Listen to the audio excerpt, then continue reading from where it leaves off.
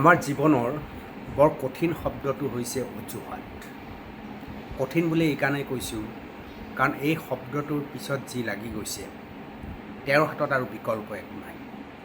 যেতিয়া এবাৰ ভাবি লয় যে মই যিকোনো কথাতে এটা অজুহাত দেখুৱাবই লাগিব, তেতিয়াহ'লে জানিব যে তেওঁ বিকল্প পথৰ সন্ধান কাহানিও কৰিব নোৱাৰে। অজুহাত এজন মানুহক অকামিলা কৰাৰ বাবে এডাল পাশুপাত অস্ত্ৰ বুলি ক'ব পাৰে।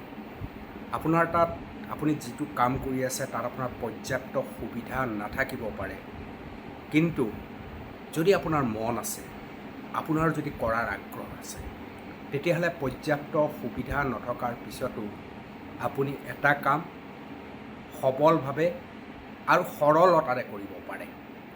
কিন্তু আপুনি যদি নকৰোঁ বুলি ভিতৰৰ পৰা ভাবি লয়, তেতিয়াই আপোনাৰ হাতত অজুহাতেই অজুহাত।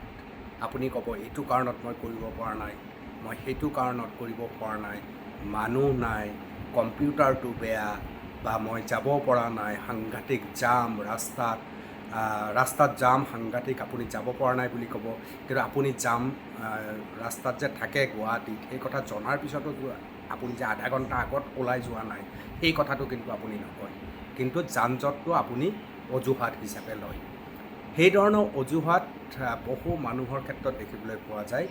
মানুহজনে কেৱল এটা অজুহাত বিচাৰি ফুৰে যে যিকোনো পৰিৱেশ আৰু পৰিস্থিতিত মই এটা অজুহাত উলিয়াম, আৰু সেই অজুহাতটোৰ ফলত মই কৰিব খোজা কামটো কিয় নকৰিলোঁ তাৰ পৰা বাচিবলৈ মই চেষ্টা কৰিম। আপুনি আজি অজুহাত উলিয়াব, কাইলৈ উলিয়াব, পৰহি উলিয়াব, অজুহাত উলিয়াই আছে, কাম আপুনি নকৰাকৈ গৈ আছে। কিন্তু আপুনি ভবা নাই যে বা চিন্তা কৰা নাই, আপুনি যিমানেই অজুহাত উলিয়াই আছে, সিমানেই আপুনি কামটো নকৰাকৈ গৈ আছে, সিমানেই আপুনি অপ্ৰাসংগিক হৈ আছে।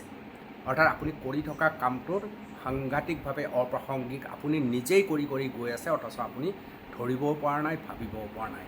সেইকাৰণে কোনো কাৰণতে আপুনি যিকোনো কাম এটা, যিটো কামত আপুনি দেখিছে যে এই কামটোত মই দৰমহা পাইছোঁ, এই কামটোত মই আৰু ওপৰলৈ উঠি যোৱাৰ সুযোগ আছে, এই কামটো বৰ মনোযোগেৰে যদি মই কৰি থাকোঁ, তেতিয়াহ'লে মই অধিক দৰমহা পোৱা, সুযোগ পোৱা প্ৰতিষ্ঠানলৈ যাব পাৰিম।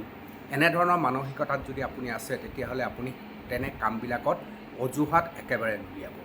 অজুহাতৰ বিপৰীতে আপুনি অজুহাত কম কৰি বা প্ৰতিবাদ কম কৰি কেনেকৈ সেই পৰিৱেশত কামটো শিকি আপুনি আগবঢ়াই লৈ যাব পাৰে, আৰু কেনেকৈ আপুনি আনতকৈ বেছি উৎসাহ উদ্দীপনাৰে আৰু ফলপ্ৰসূ কাম কৰিব পাৰে, তাৰ বাবে চেষ্টা কৰিব লাগে। অজুহাত উলিয়াই থাকিব, এটা সময়ত আপোনাৰ কি হ'ব, এই প্ৰতিষ্ঠানটোৰ, সি ব্যক্তিগতই হওক বা চৰকাৰীয়ে হওক, যিকোনো প্ৰতিষ্ঠানৰ মূল স্বত্বাধিকাৰী আপোনাৰ অজুহাত শুনি আমনি লাগিব, লাহে লাহে আপোনাক কাম নিদিয়া হ'ব। আপুনি বহি থাকিব, এটা মস্ত ইগলৈ বহি থাকিব, সমস্যা আপুনি দাঙি ধৰি থাকিব, আৰু আপুনি সহজত কামটো কৰিব নোখোজিব, আপোনাক মূল মানুহজনে এৰাই চলিব।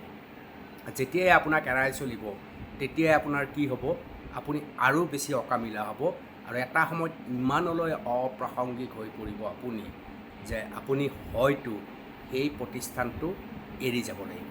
গতিকে অজুহাত উলিয়াই অকামিলা হৈও আপুনি প্ৰতিষ্ঠান এৰিব পাৰে, আৰু আপুনি অজুহাত নুলিয়াই নতুন নতুন কাম কৰি অতি প্ৰাসংগিক হৈ, অতি তৎপৰতাৰে, অতি বুদ্ধিদীপ্ততাৰে আপুনি কাম কৰি আন প্ৰতিষ্ঠানৰ চকুত আপুনি পৰিব পাৰে, যাৰ বাবে আপোনাৰ দৰমহা যদি 50,000 আছিল, তেতিয়াহ'লে সেই প্ৰতিষ্ঠানটোৱে আপোনাক 60,000 টকাত লৈ যাব পাৰে।